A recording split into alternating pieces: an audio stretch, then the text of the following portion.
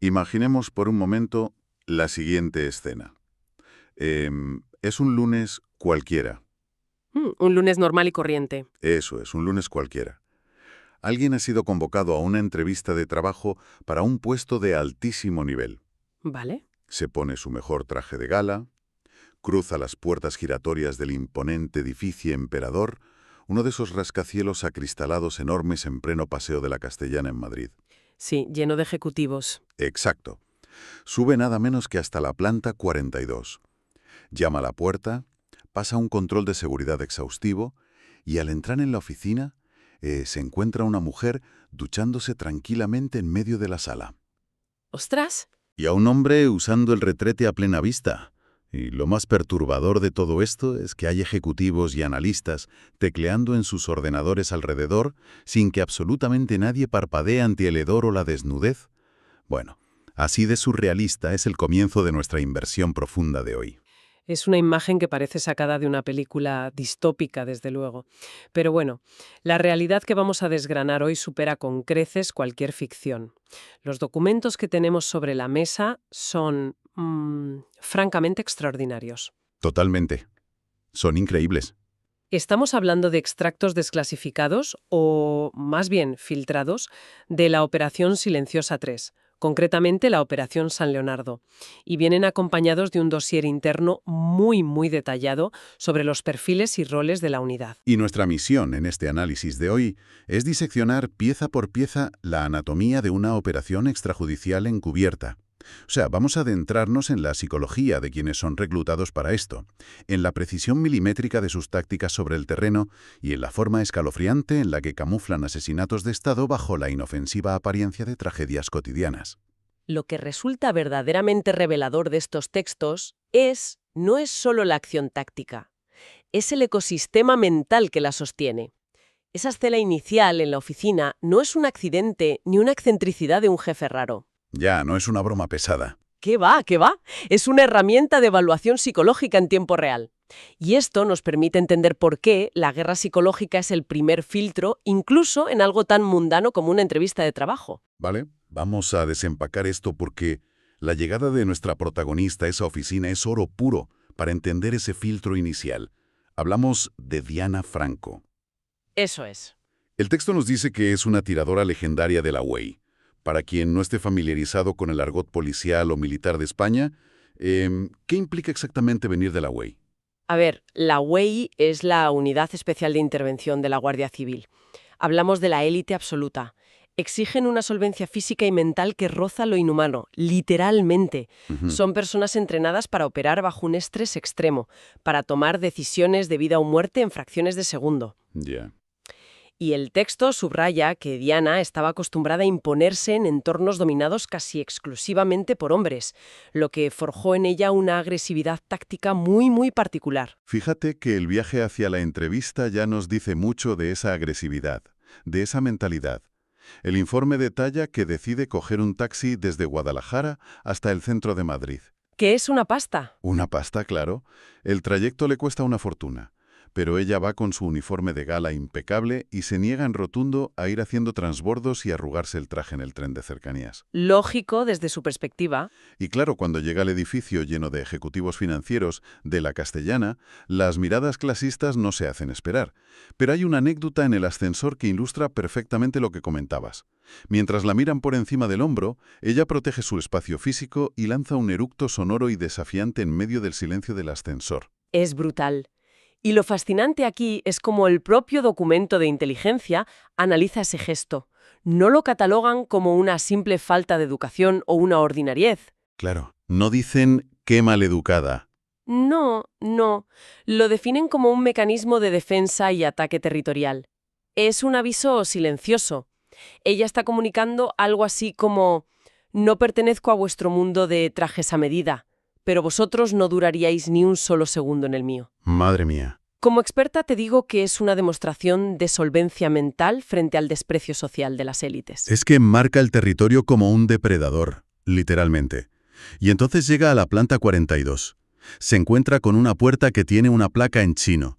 Según el documento se traduce algo así como, a ver si lo digo bien, Guanyu Wan Luo Ji Wan Luo de Juanju, que viene a significar monografía sobre la red de redes.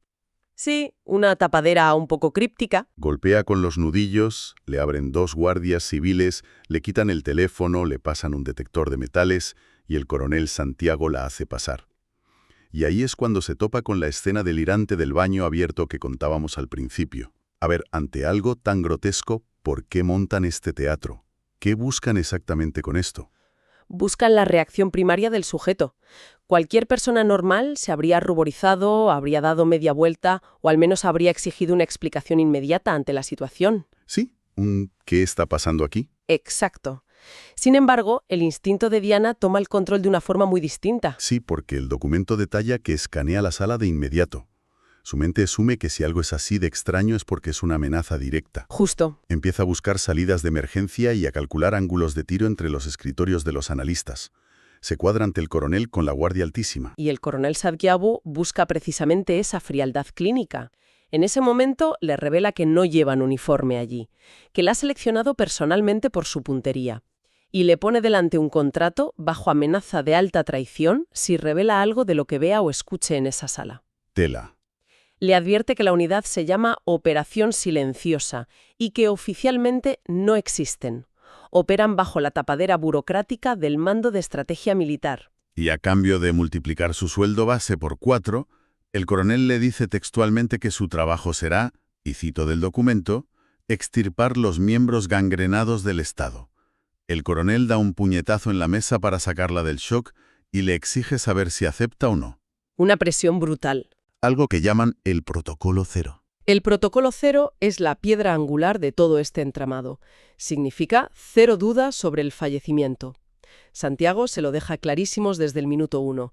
Si un periodista sospecha algo, si un abogado intenta abrir diligencias para investigar un caso, o incluso si en las redes sociales el algoritmo detecta que alguien insinúa que la muerte no fue accidental, Se acabó. la misión es un fracaso absoluto.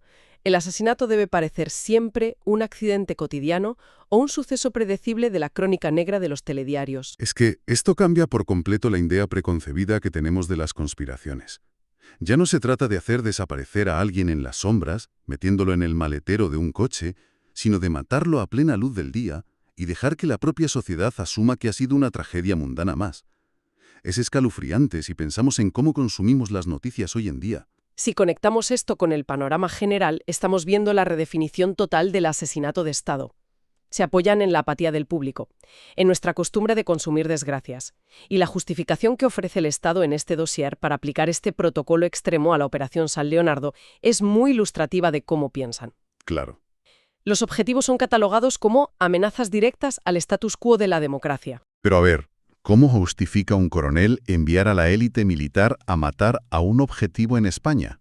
Porque uno se imagina que van a ir a por un capo de un cartel de la droga o un terrorista internacional peligroso, pero el objetivo de esta misión se llama Romeo y es un profesor de filosofía en el Instituto Cardenal López Mendoza, un docente. Así es, un profesor de instituto. Y el escenario tampoco es una gran urbe hiperconectada, sino San Leonardo de Yagüe, un pueblecito en la provincia de Soria. El propio coronel destaca en el informe que es un paraje precioso cerca del cañón del río Lobos. Sí, una zona súper tranquila. El contraste entre la maquinaria pesada del Estado y un entorno rural tan bucólico es 100% deliberado. El dossier expone la perspectiva del Estado de forma muy clínica. Dicen que Romeo publica ensayos feroces contra el sistema, tildando a la democracia de farsa, que produce cortometrajes que se viralizan rápidamente en Internet. Ya. Se le cataloga literalmente, y esto es cita del texto, como una célula antisocial capaz de causar metástasis en mentes ajenas. Por lo tanto, bajo su lógica operativa puramente militar, las ideas de este profesor son un virus biológico que debe ser erradicado. ¿Las ideas como amenaza directa a la seguridad nacional? Y como en toda operación de esta índole, siempre hay lo que ellos llaman fríamente un daño colateral. En este caso, es Clara. Ella es la exnovia de Romeo. Y el texto detalla su vida con una precisión que, sinceramente, da lástima leer. Sí, es muy duro. Es ama de casa, tiene formación como técnica de sonido, lidia con una hija adolescente y está atrapada en un matrimonio asfixiante con un empleado bancario que está completamente absorto en su rutina diaria. Su única válvula de escape real es reunirse los sábados con Romeo en la casa del pueblo para ayudarle a grabar esos vídeos subversivos. Para el equipo, Clara es simplemente un elemento más en la ecuación logística, un estorbo que hay que limpiar. El plan de Santiago aprovecha que ese grupo de grabación se disuelve sobre las 9:30 de la noche de los sábados, momento en el que Romeo y Clara suelen volver paseando juntos hacia sus casas. Caminando tranquilos. Exacto. Han decidido que ese es el momento óptimo para la ejecución conjunta. Al aire libre. Aquí es donde se pone realmente interesante, porque la planificación militar para ejecutar a un profesor y a una ama de casa en un pueblo de Soria es un despliegue de absoluta locura. Eligen un sábado a las 9:30 de la noche y tienen el factor campo totalmente a su favor, porque esa noche hay clásico, jueguen el Madrid y el Barça. De nuevo vemos el aprovechamiento del comportamiento social de masas. Saben perfectamente que las calles de San Leonardo serán un desierto porque todo el mundo estará en los bares o en sus casas frente al televisor. Nadie va a estar mirando por la ventana. Claro, el fútbol lo paraliza todo. El coronel Santiago establece 3 estados rigurosos para la operación táctica: prevención, ejecución y repliegue. Él mismo, junto con el analista principal de la unidad, supervisará todo en tiempo real desde la central en Madrid. Tienen un despliegue alrededor de una furgoneta negra que parece sacado de una zona de guerra en Oriente Medio. Diana, que opera bajo el alias de la tiradora, coordina todo desde una tablet en el asiento del copiloto de la furgoneta. Pero claro, ¿quiénes componen la fuerza de salto real sobre el terreno en ese momento? Es una asimetría táctica brutal la que montan. A 50 metros de los objetivos, en una motocicleta de gran cilindrada con el motor apagado, se sitúan el Fantasma, que es un exmiembro de operaciones especiales, y el Lobo, un exlegionario que actúa como la fuerza bruta del equipo. Madre mía. Van vestidos completamente de negro, con cascos integrales oscuros. El Lobo está armado con un subfusil militar MP-7A1 con 2 cargadores de 30 proyectiles. En el techo de la furgoneta negra, camuflados en la oscuridad, se posicionan la doctora, con gafas de visión nocturna, y el sastre, que empuña nada menos que un rifle de francotirador M40. Un rifle de precisión. Y por si fuera poco, en la parte trasera del vehículo, el químico y la viuda están listos con lanzagranadas de humo por si necesitan cubrir la huida. Espera, para los que no estamos metidos en el argot militar, ¿qué implica exactamente hablar de un despliegue de fuerza cinética de este calibre en medio de un pueblo tranquilo de Soria? ¿Por qué? A ver, ¿por qué necesitan un francotirador con un M40 para 2 personas desarmadas que van paseando? La fuerza cinética en el argot militar operativo se refiere a la aplicación de violencia física directa y abrumadora para eliminar cualquier variable o margen de error. Utilizan un rifle M40 y un subfusil militar contra civiles desarmados para garantizar la aniquilación total en milisegundos. No quieren dejar cabos sueltos. No pueden permitirse un herido. Si Romeo o Clara llegan vivos a un hospital y hablan con un médico o un policía local, el protocolo cero salta por los aires. La simetría asegura el control absoluto del escenario. Es sobrecogedor pensarlo, y la maniobra de extracción, la forma en la que escapan del lugar, requiere una coordinación que roza la ciencia ficción peliculera. Cuando el Fantasma avisa por radio diciendo «operativo», Diana confirma desde la tablet con un «posición 2», «ok». En ese milisegundo la moto arranca, acribillan a Romeo y a Clara en plena calle y en lugar de huir a toda velocidad por las callejuelas del pueblo, aceleran en línea recta hacia la propia furgoneta negra. Porque la furgoneta ya está en movimiento. La moto no se detiene en la calle. Entra directamente en la caja de la furgoneta en marcha a través de una rampa trasera hidráulica y una vez dentro, el químico y la viuda anclan la motocicleta en el aire mientras cierran las puertas de golpe. Todo esto sin que el vehículo principal frene o aminore la marcha en ningún momento. Del subfusil hasta que la furgoneta desaparece del mapa en la carretera, pasan menos de 70 segundos. Ensayan esta locura táctica durante semanas en una nave industrial cerrada en Vicálvaro, hasta que les entran náuseas por el estrés a los propios agentes. Y lo hacen solo para que la memoria muscular lo haga todo en piloto automático el día de. 70 segundos exactos para alterar la realidad de un pueblo y esfumarse sin dejar rastro. Pero la fase verdaderamente escalofriante, la que demuestra el poder real de esta unidad en la sombra, no es el acto de apretar el gatillo. Es lo que sucede a partir del segundo 71, la fase 4. La construcción de la narrativa pública. Exactamente. La manipulación de la verdad. Ahí es donde entra en juego la figura del búho.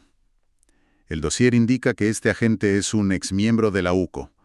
¿Cuál es su papel exactamente desde las oficinas en Madrid mientras los otros huyen por las carreteras de Soria? La UCO es la Unidad Central Operativa de la Guardia Civil. Y este analista en concreto está especializado en cibercrimen, a un nivel altísimo. Su misión es literalmente hackear la percepción pública del asesinato. Mientras la furgoneta huye en la noche, el búho genera un rastro masivo de pruebas digitales falsas. Hablamos de transferencias bancarias inventadas en cuentas opacas en paraísos fiscales, registros de llamadas telefónicas fabricadas entre el móvil de Clara y números falsos en el extranjero. Ya, claro. Están creando un relato ficticio para dárselo completamente masticado a la prensa y a la Guardia Civil local que llegue a la escena del crimen. El dossier expone que van a hacer creer que el marido de Clara, el empleado de banca, consumido por unos celos enfermizos al enterarse de las reuniones, ha contratado unos sicarios colombianos por despecho para matarlos a los dos. Y esto es brillante desde una perspectiva puramente maquiavélica. Juegan descaradamente con el sesgo cognitivo de nuestra sociedad. Construyen de la nada lo que los medios de comunicación bautizarán de inmediato a la mañana siguiente como un crimen machista de manual con un tinte sensacionalista de tragedia rural. Es que es un formato tan tristemente habitual en los telediarios que cuando los periodistas de sucesos y las autoridades locales vean las pruebas plantadas por el búho, sus cerebros rellenarán los huecos sin dudarlo ni un segundo. Nadie va a cuestionar si el Estado mandó un escuadrón militar de élite a silenciar a un profesor de filosofía, porque la historia del marido celoso es muchísimo más fácil de asimilar por el público. Es aterrador ver cómo manipulan los algoritmos y los ciclos de noticias de 24 horas. Es que se camuflan en el ruido ensordecedor de nuestras tragedias cotidianas. Y mientras todo el país debate acaloradamente en redes sociales sobre este falso crimen pasional, el equipo táctico llega de madrugada a su nave segura en Vicálvaro. Limpian a fondo las armas, destruyen cualquier prueba física y se van a dormir tranquilamente a un hotel Traveloche en Coslada, como si nada hubiera pasado. Su coartada oficial es absolutamente impecable. Dirán que esa noche estaban prestando apoyo logístico al GAR. El Grupo de Acción Rápida. Eso es. Dirán que estaban ayudando al GAR de la Guardia Civil en un simulacro rutinario antiterrorista en otra provincia. Fin de la historia. Esto nos obliga, casi por defecto, a mirar con lupa el resto del dossier de perfiles que tenemos aquí. Porque los miembros de este equipo revelan un ecosistema interno muy oscuro. Al principio de la inmersión mencionábamos que Diana entra de nuevas a la unidad, pero el documento aclara que en realidad viene a sustituir a un tal Adán, que operaba bajo el alias de El Viejo. Sí, Adán era un teniente coronel retirado que actuaba dentro del equipo no solo como gestor narrativo de las operaciones, sino curiosamente como en la conciencia del grupo. Era el ancla moral. El documento señala que se acaba de jubilar de forma precipitada tras una operación anterior muy opaca llamada Operación Aguas Profundas, una misión también dirigida por el coronel Santiago. La salida de esa supuesta conciencia deja a Diana inmersa en un equipo con habilidades, digamos, profundamente perturbadoras. Totalmente perturbadoras. Yo estoy fascinado y horrorizado a partes iguales. Empezando por la doctora Elena. Es una exteniente coronel médico.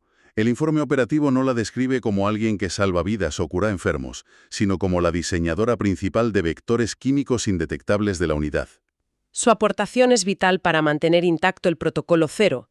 Se especializa en sintetizar sustancias complejas, como la digitoxina sintética.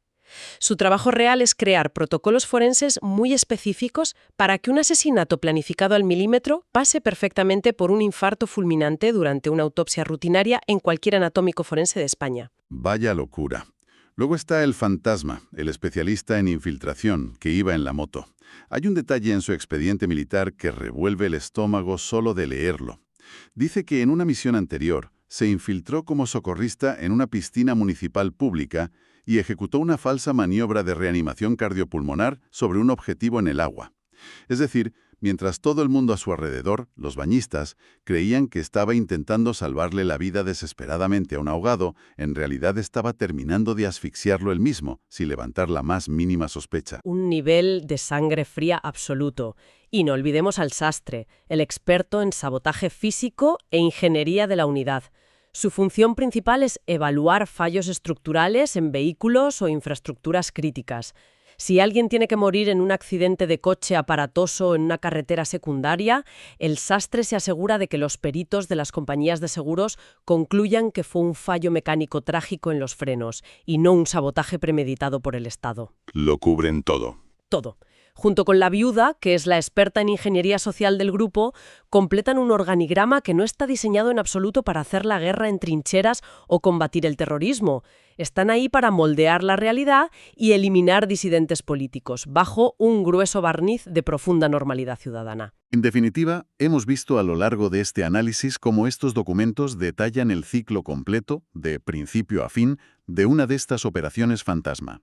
Todo arranca con una entrevista kafkiana en La Castellana, filtrando a candidatos basándose exclusivamente en su resistencia al absurdo y a su instinto animal de supervivencia. Luego pasa por un despliegue de fuerza cinética totalmente desproporcionada contra ciudadanos comunes y corrientes por el mero hecho de opinar distinto o escribir ensayos.